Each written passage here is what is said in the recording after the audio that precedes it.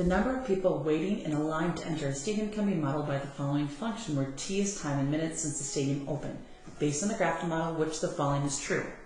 Seems a little daunting not being able to use a graphing calculator, but remember this question was created for section 1, part A, in which calculators can't be used. So here's what I know looking at that. Before I go into too much detail, I can see that we are going to have a midline of 45. It's going to be my midline.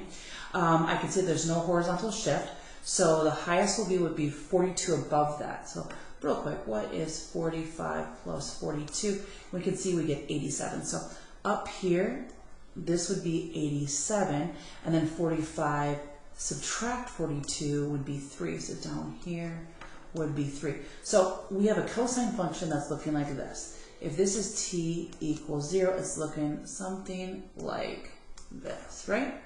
Again, this is 87. Let's look at part A, and let's look at option A. We'll just read through each one until we find one that's correct.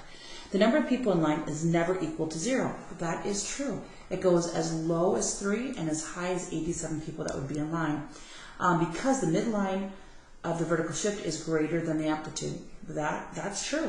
The number of people in line is never equal to 0, also true, but because the amplitude is greater than the midline, that's not true.